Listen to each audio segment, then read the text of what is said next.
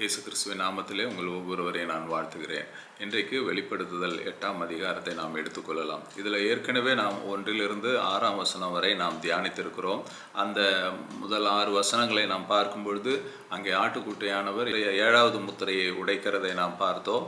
அப்பொழுது அங்கே ஒரு தூதன் பொற்கலசத்தில் பரிசுத்தவான்களுடைய ஜெபங்களை கலந்து பலிபீடத்திலே வைக்கிறதை பார்த்தோம். அதற்கு பின்பு அவர் அந்த பொற்கலசத்திலே பலிபீடத்தின் நெருப்பினாலே நிரப்பி அதை பூமியிலே கொட்டுகிறதையும் நாம் பார்த்தோம்.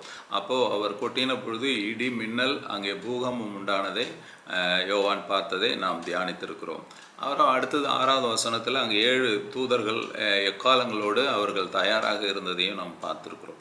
இன்றைக்கு நாம் அடுத்தது 13ஆம் வசனம் வரைக்கும் நாம் பார்க்க போகிறோம். இப்போது இந்த 2வது பகுதியில் பார்க்கும் பொழுது இங்கே எக்காலங்கள் 7 எக்காலங்களை ஊதுகிறார்கள். அதற்கு தொடர்ந்து தேவனுடைய தீர்ப்புகள் பூமியிலே நடைமுறைப்படுத்துகிறதை நாம் பார்க்க போகிறோம். இப்போ முதலாவது எக்காலம் பார்த்தா முதல் தூதன் எக்காலம் ஊதுகிறதை நாம் 7ஆம் வசனத்திலே பார்க்கிறோம். இங்கே என்ன நடக்குதுன்னா, the first trumpet brings a destruction on vegetation.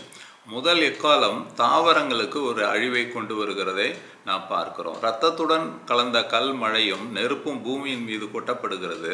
அதனால் மரங்களில் 1/3 வெந்து போயிற்று, பசும்புல் எல்லாம் எரிந்து போயிற்று. இப்போ முதல் எக்காலம் ஊதின உடனே என்ன நடக்குதுன்னா, அங்கே ஒரு இரத்தத்துடன் கலந்த கல் மழையும் நெருப்பும் பூமியின் மீது விழுகிறது. அதில் பார்த்தீங்கன்னா மரங்கள் எல்லாம் 1/3 பசும்புல் எல்லாம் எரிந்து போகிறது. 1/3 வெஜிடேஷன் எல்லா தாவரங்களும் அழிந்து போகிறதை இங்கே நம்ம பார்க்கிறோம் பிரியமானவர்களே. அப்போ பார்த்தீங்கன்னா எல்லாம் நெல் பயிர் எல்லாம் அதுதான், பசும்புல் மரங்கள்னால் அதுதான், மாமரம் எல்லாம் 1/3 அழிந்து போகிறது. அப்போது நமக்கு கிடைக்க வேண்டிய பழங்கள் காய்கறிகள்லாம் கூட கிடைக்காது, ஷார்ட்டேஜ் ஆகிடும். இப்போவே பாருங்கள், ஒரு தக்காளி விளைச்சல் ஏதாவது ஒரு பிரச்சனை ஆகிடுச்சுன்னா தக்காளி 150 ரூபாய் 200 ரூபாய் கிலோ போனால் நமக்கு எவ்வளோ சிரமமாக இருக்குது. அப்போது இந்த மாதிரி தக்காளி கத்திரிக்காய் எல்லாம் பாதிக்கப்படுகிறது. 1/3 அங்கே அழிந்து போகிறதை பார்க்கிறோம். அடுத்தது 2ஆம் எக்காலம் ஊதப்படுகிறது. அது 8ஆம் வசனம் 9ஆம் வசனத்தில் நீங்கள் பார்க்க முடியும். The second trumpet brings a destruction on the sea. 2வது எக்காலம் கடலில் ஒரு அழிவை கொண்டு வருகிறது. அக்கினியால் எரிகிற பெரிய மலை போன்றதொன்று சமுத்திரத்திலே போடப்பட்டது. அதனால் சமுத்திரத்திலே 1/3 இரத்தமாயிற்று. சமுத்திரத்தில் இருந்த ஜீவனுள்ள சிருஷ்டிகளில் 1/3 செத்து போயிற்று. கப்பல்களில் 1/3 சேதமாயிற்று. பாருங்க, இப்போ முதல்ல பார்த்தோம் தாவரங்கள் எல்லா செடிகள் மரங்கள் எல்லாம் 1/3 அங்கே அழிந்து போகிறதை பார்க்கிறோம். 2வது எக்காலம் ஊதும் பொழுது என்ன ஆகுதுன்னா, இங்கே ஒரு அக்னியால் எரிகிற ஒரு பெரிய மலை போன்ற ஒன்று, ஒரு கல் போல ஒன்று சமுத்திரத்தில் போடப்படுகிறது. அதனால் ஃபுல் சீ வாட்டர் ரத்தமாயிடுது. 1/3 2 பங்கு தப்பிக்குது, 1 பங்கு மட்டும் ரத்தமாகுது. அப்போ அங்கே இருக்கிற எல்லா மீன்கள் மற்ற எல்லா கடலில் இருக்கிற எல்லா விலங்குகளும் இறந்து போகிறது. 1/3 கப்பல் கூட அங்கே இருக்கிற கப்பல்களில் 1/3 சேதமாகுது. அப்போ பார்த்தீங்கன்னா அப்போது மீன் வரத்து குறைஞ்சிரும். இப்போவே மீன்பிடி தடை காலம்னு ஒன்று சொல்லுவாங்க, நீங்கள் கேள்விப்பட்டிருப்பீங்க. அந்த பீரியடில் மீன்லாம் ரொம்ப ஸ்டீம் போட்டு, நான் நினைக்கிறேன் என்ஜின் போட்டுலாம் உள்ளே போய் பிடிக்க முடியாதுன்னு நினைக்கிறேன். அப்போது பார்த்தீங்கன்னா மீன் விலைலாம் வஞ்சரம் விலைலாம் 3000-4000 கிலோ விற்றதா கேள்வி. ஸோ அப்போ இந்த மாதிரி 1/3 அழிந்து போச்சுன்னா பாருங்கள், மீன்கள் கிடைக்குமா, எப்படி கஷ்டம் பாருங்கள். அடுத்தது 3வது எக்காலம் ஊதப்படுகிறது. அது 10ஆம் வசனம் 11ஆம் வசனத்தில் நீங்கள் பார்க்கும் பொழுது இங்கே என்ன நடக்குதுன்னா, the third trumpet brings a destruction on fresh waters. 3வது எக்காலம் தண்ணீர் மீது ஒரு அழிவை கொண்டு வருகிறது. இப்போ இங்கே கசப்பு எனப்படும் ஒரு பெரிய நட்சத்திரம் வானத்திலிருந்து விழுந்து 1/3 ஆறுகளையும் தண்ணீர் ஊற்றுகளையும் நஞ்சாக்குகிறது. அதன் பெயர் கசப்பை குறிப்பதால் அந்த நச்சு நீரை குடித்து பலர் மரித்தார்கள். இது பாருங்க, அடுத்த ஒரு ஆபத்தான ஒரு காரியம். 3ஆம் எக்காலம் தூதன் ஊதுகிறார். அப்போ பார்த்தீங்கன்னா ஒரு பெரிய நட்சத்திரம் ஆற்றுலையும் அந்த வாட்டர் ரிசோர்ஸஸ், அந்த ஆறு எங்கே உருவாகுது, நீர் ஊற்றுகள், அது மேலேயும் தண்ணீர் ஊற்றுகள். இப்போ ஈவன் அப்போ கிணறுலாம் கூட வச்சுக்கலாம், கிணறு ஏரி எல்லாத்துலேயும் அது போல் அது இடத்துல அது விழுது. அப்போது அங்கே என்ன ஆகுதுன்னா அது வந்து கசப்பு நிறைந்தது. கசப்புன்னா அது ஒரு நஞ்சு நிறைந்தது, அதாவது விஷம், பாய்சனஸ். அது அந்த தண்ணிலாம் வந்து பாய்சனாக மாறிடுது. அதை குடிக்கிற விலங்குகள், மனிதர்கள்லாம் என்ன பண்ணுறாங்க, செத்து போகிறதை இங்கே பார்க்குறோம் பிரியமானவர்களே. அடுத்தது 4வது எக்காலம். இது வந்து 12வது வசனத்தில் இருக்குது. The fourth trumpet brings a destruction on the heavens and darkness on the earth. 4வது எக்காலம் வானங்களில் அழிவையும் பூமியில் இருளையும் கொண்டு வருது.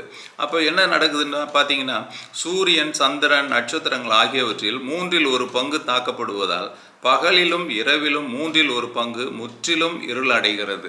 இங்கே பார்த்தீங்கன்னா 4வது எக்காலம் ஊதும் பொழுது என்ன நடக்குதுன்னா, சூரியன், சந்திரன், நட்சத்திரங்கள் எல்லாம், சன், மூன் அண்ட் ஸ்டார்ஸ் 1/3 வந்து சேதம் அடைகிறது. அப்போது இருட்டாயிடுது. பூமியில் வந்து 1/3 வந்து இருளாயிடுது, டார்க்னஸ். எப்படி நம்ம எகிப்தில் பார்க்குறோம் இல்லைங்களா, ஆண்டவர் வந்து இருளை உண்டாக்குகிறார். அப்போ பார்த்தீங்கன்னா இஸ்ரேல் மக்கள் இருக்கிற இடத்துல வெளிச்சம் இருக்கும், ஆனால் எகிப்தியர் மக்கள் இருக்கிற இடத்துல வந்து இருளாக இருக்கும். அதுபோல் 1/3 இருளாக இருக்கும். இருளாக இருக்குன்னா எப்படி, அதாவது பகல்லையும் இருளாக இருக்கும், ராத்திரிலையும் இருளாக இருக்கும். எவ்வளோ கஷ்டம். வெளிச்சம் இல்லைன்னா நம்மளால் வெளியில் போகிறதே கஷ்டம். அது ஒரு பயத்தை உண்டாக்கும். அது மாத்திரம் இல்லை, உங்களுக்கு எது பகல் எது ராத்திரின்னே தெரியாது. இன்றைக்கி என்ன நாள், தேதி எதுவுமே தெரியாமல் ஒரு குழப்பத்துக்கு போயிடுவாங்க கிறிஸ்துவுக்குள் பிரியமானவர்களே. இப்போ பாருங்கள், இந்த 4 எக்காலங்கள் வந்து ஊதப்படுகிறது. அதை தொடர்ந்து ஆண்டவருடைய தீர்ப்பு பூமியில் எப்படி நடக்கிறது என்பதை யோவானுக்கு ஆண்டவர் வெளிப்படுத்துகிறார். நான் சொன்ன முதல் எக்காலம் ஊதும் பொழுது அங்கே வந்து தாவரங்கள் எல்லாம் ஒரு அழிவு, 1/3 அழிந்து போகிறது. அப்போ தாவரங்கள் அழிக்கப்படுகிறதுனா நமக்கு கிடைக்கிற எல்லா உணவு வகைகள் எல்லாத்துலேயுமே வந்து 1/3 கிடைக்காம போயிடும். அப்போ வந்து ஃபுட் ஷார்ட்டேஜ் வரும், வெஜிடபிள் ஷார்ட்டேஜ் வரும் உங்களுக்கு. அப்போ வந்து அது பஞ்சத்தை கொண்டு வந்துடும். விலைவாசி ஏறி போயிடும். நம்மளால் வாங்க முடியாது. ஒரு தக்காளி கூட வாங்க முடியாது, வெங்காயம் கூட நம்மளால் வாங்க முடியாத சூழ்நிலை வந்துடும். 2வது எக்காலம் ஊதும் பொழுது அது கடலிலே ஒரு அழிவை கொண்டு வருகிறதை பார்க்கிறோம். அது கடலில் இருக்கிற மீன்கள் எல்லாம் செத்து போயிடும், 1/3 செத்து போயிடும். கப்பலில் 1/3 டேமேஜ் ஆகிடும், அழிக்கப்பட்டுடும். அப்போ பாருங்கள், கப்பலில் தான் நமக்கு எல்லா பொருள்களும் வருது. இப்போவே பார்த்தீங்கன்னா, இப்போ யுஎஸ் ஈரான் வாரில் கப்பல் வராதனால தான் நமக்கு வந்து எரிபொருள் எல்லாம், அந்த ஆயிலுடைய விலைலாம் அதிகமாகிடுச்சு. அதை வச்சு நமக்கு விலைவாசிலாம் அதிகமாகிடுது பாருங்கள். ஸோ இந்த பாதிப்புகள் வருது. 3ஆம் எக்காலம் ஊதும் பொழுது தண்ணீரெல்லாம் பாதிக்கப்பட்டுரும். இப்போவே குடிக்கிற தண்ணீர் இல்லாமல் கஷ்டப்படுறாங்க ஜனங்க. சென்னையிலேயே தண்ணி சம்மர்லலாம் பார்த்தீங்கன்னா தண்ணி கிடைக்காது. இந்த லாரியில் வரும், ரோட்டில் நிற்பாங்க, எல்லாம் குடத்தோடு நிற்கிறதே நான் பார்த்துருக்குறேன் பல முறை. ஆனால் இங்கே 1/3 வந்து அந்த தண்ணீரெல்லாம் கசப்பாயிடும், பாய்சனஸ் ஆகிடும். ஆற்று தண்ணி, ஏரி எல்லாம் பாதிக்கப்பட்டுடும்னு இங்கே வேதம் சொல்லுகிறது. 4வது தூதன் இந்த எக்காலத்தை ஊதும் பொழுது பூமியில் 1/3 இருளாக போயிடும். நம்ம என்ன தான் லைட்டு போடணுமே, 24 ஹவர்ஸ் நம்மளால் போட முடியுமா? கரண்ட் இருக்கா? இப்போவே கரண்ட் இல்லைன்னு ஜனங்கள்லாம் ரோட்டில் போராட்டம் பண்ணுறாங்க. 2 நாளாக எங்கள் ஊரில் கரண்ட் இல்லை, எங்கள் பகுதியில் 3 நாளாக கரண்ட் இல்லைன்னு சொல்கிறாங்க.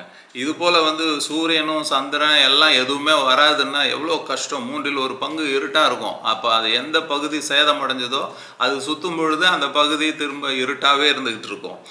இதெல்லாம் 4 காலங்களும் இந்த பகுதியில் ஊதுகிறதை, அதனுடைய விளைவுகளையும் யோவான் பார்க்கிறார். கடைசியாக 13ஆம் வசனத்தில் ஒரு தூதன் வருகிறதை அங்கே அவர் பார்க்கிறார். ஒரு தூதன் வானத்தின் மத்தியிலே பறந்து, இனி எக்காலம் ஊதப்போகிற மற்ற 3 தூதருடைய எக்கால சத்தங்களினால் பூமியில் குடியிருக்கிறவர்களுக்கு ஐயோ ஐயோ ஐயோ என்று சொல்ல கேட்டேன். மீதமுள்ள 3 எக்கால முழக்கங்கள் இன்னும் பயங்கரமாக இருக்கும் என்று அது எச்சரிக்கிறது. இங்கே பார்க்குறோம், கடைசியாக இந்த 4 எக்காலம் ஊதி முடித்ததும் ஒரு தூதன் வராரு. அவர் வானத்தில் பறந்து கொண்டு சொல்கிறாரு, இனிமே இன்னும் 3 எக்காலங்கள் ஊதப்பட போகிறது, இன்னும் பெண்டிங் இருக்குது. அது வரும்பொழுது இன்னும் பூமியில் இருக்கிறவர்களுக்கு இன்னும் அதிகமான ஆபத்து வரும், இன்னும் பயங்கரமாக இருக்க போகிறது என்று அங்கே ஒரு எச்சரிப்பை விடுகிறதை பார்க்கிறோம் பிரியமானவர்களே.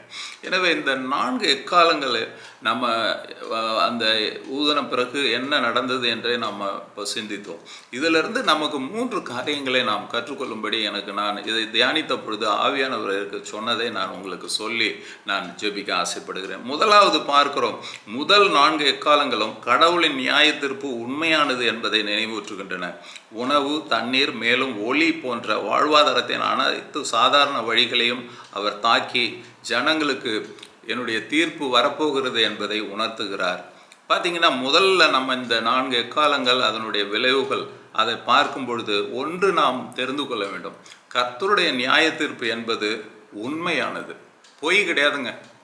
இன்றைக்கெல்லாம் நம்ம ஆண்டவரை பற்றி இயேசு வரப்போகிறாருன்னா, நான் எங்கள் ஃப்ரெண்டுக்கு ஒருத்தருக்கு இயேசு வரப்போகிறேன்னா, வரட்டும் அசோக் பார்த்துக்கலாம், நானும் அவரை பார்க்கணுன்னு தான் ரொம்ப நாளாக காத்துக்கின்னு இருக்கேன்றாரு. கேஷுவலாக பேசுகிறாருங்க. அவருக்கு கடவுளை குறித்த ஒரு பயமே இல்லை. ஏன்னா உண்மையான தெய்வத்தை அறியாதபடிக்கு அவங்கெல்லாம் துணிகரமாய் வாழ்ந்து கொண்டிருக்க ஜனங்கள் வாழ்கிறதை பார்க்குறோம். அவங்கெல்லாம் தவறுகள் செய்கிறாங்க பாருங்கள், பயங்கரமாக ஓப்பனாக பண்ணுறாங்க. படித்தவர்கள் பண்ணுறாங்க, பதவியில் இருக்கிறவங்க பண்ணுறாங்க, அதிகாரத்தில் இருக்கிறவங்க இன்றைக்கு பார்த்தீங்கன்னா அராஜகமான காரியங்களை செய்கிறாங்க. அவங்க நினைக்கிறாங்க ஜனங்களுக்கு தெரியாது, ஜனங்க புரிந்து கொள்ள மாட்டாங்கன்னு இருக்கிறாங்க. ஜனங்கள் புரிந்து கொள்ளாமல் இருக்கலாம், ஆனால் சிங்காசனத்திலே வீற்றிருப்பவர் எல்லாவற்றையும் அவர் குறித்து கொண்டிருக்கிறாருங்க. நீங்களும் நானும் செய்கின்ற காரியங்களை கூட, பேசுகிற காரியங்களை அவர் கவனித்து கொண்டிருக்கிறார். கர்த்தருடைய கண்கள் பூமி எங்கும் உலாவி கொண்டிருக்கிறது. நல்லோர் மேலும் பொல்லோர் மேலும் எல்லாவற்றையும் அவர் பார்த்து கொண்டிருக்கிறாருங்க. அவருடைய நியாய தீர்ப்புங்கிறது பொய் கிடையாது. நான் வரப்போகிறேன், நியாயம் தீர்க்க போகிறேங்கிறதெல்லாம் சாதாரணமாக எடுத்துக்க முடியாது. இந்த எக்காலங்கள் 4 எக்காலங்கள் ஊதப்படும் பொழுது பார்த்தீங்கன்னா பேசிக் ஃபெசிலிட்டிஸ் ஆண்டவர் தொடராக இருப்பாருங்க. தண்ணீரை தொடுறாரு, தண்ணி குடிக்க முடியாதபடிக்கு பண்ணுறாரு, சாப்பாடு இல்லாதபடிக்கு பண்ணுறாரு, வெளிச்சம் இல்லாதபடி. இந்த 3ம் இல்லைன்னு நீங்கள் யோசித்து பாருங்கள். நமக்கு சாப்பாடு இல்லை, தண்ணி இல்லை, வெளிச்சம் இல்லைன்னா நீங்கள் யோசித்து பாருங்கள், வாழ்க்கை எப்படி இருக்கும்? நரகமாக ஆகிடும். ஆண்டவர் ஏன் அதை செய்கிறாரு? அதை என்னுடைய தீர்ப்பு இருக்குப்பா அப்படிங்கிறாரு. ஜனங்களை அப்படியே நிர்விசாரமாக வாழ்ந்து கொண்டிருக்கிற ஜனங்களுக்கு அவர் உணர்த்துகிறார். இதோ பார், என் நியாய தீர்ப்பு இன்னும் வரப்போகுதுப்பா, இறுதி தீர்ப்பு மோசமாக இருக்கும், இது உனக்கு ஆரம்பம், இது நான் உனக்கு அறிகுறியாக கொடுக்குறேன்னு சொல்கிறாருங்க. எனவே கர்த்தருடைய தீர்ப்பு என்பது பொய் கிடையாது, அது உண்மையானது. ரெண்டாவதாக நாம் என்ன இதில் கற்றுக்கொள்கிறோம்னா, இந்த முதல் 4 எக்காலங்கள் தேவனுடைய நியாய தீர்ப்பின் இரக்கத்தையும் வெளிப்படுத்துகின்றன. இவை 3இல் 1 பங்கை மட்டுமே தாக்கும் பகுதி நியாய தீர்ப்புகள் ஆகும். ரெண்டாவதாக பார்க்குறோம், ஆண்டவருடைய இரக்கத்தை நாம் இங்கே பார்க்க முடிகிறதுங்க. அது அவர் எப்பயுமே அழிக்கிறதுங்கிறது உடனே பண்ணுறது இல்லை, ஃபுல்லாகவும் பண்ணல. இங்கே 3இல் 1 பங்கு தான். நீங்கள் பார்த்தீங்கன்னா 3இல் 1 பங்கு தான் மரங்கள்லாம் வெந்து போகுது, 3இல் 1 பங்கு தான் கடல் சேதமாகுது, 3இல் 1 பங்கு தான் தண்ணீர் நிலைகள் பாதிக்கப்படுது, 3இல் 1 பங்கு தான் சூரியன் சந்திரன்லாம் இருளாகுதுங்க. முழுசாக பண்ணலை, எடுத்ததுமே செய்யலை பாருங்களேன். That shows His mercy. Always our God is graceful God, merciful Godங்க. அவர் இரக்கமுள்ளவராக இருக்கிறார் என்பதை நாம் இதில் புரிந்து கொள்ள முடிகிறது.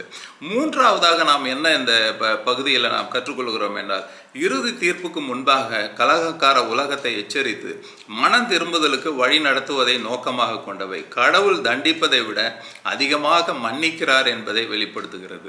இப்போ மூன்றாவதாக நம்ம என்ன பார்க்குறோம்னா, ஆண்டவர் நமக்கு ஒரு எச்சரிப்பை தான் எப்பொழுதுமே கொடுக்குறாரு. ஆதாம் ஏவாளுக்கு எச்சரிப்பை கொடுத்தாரு, அந்த பழத்தை சாப்பிடாதப்பான்றார். ஆண்டவர் சொல்லாமல் செய்யறது இல்லைங்க. இன்றைக்கு சபைக்கு பாருங்க, வேத புத்தகம் கொடுக்கப்பட்டிருக்கு, செய்யாதன்றார்.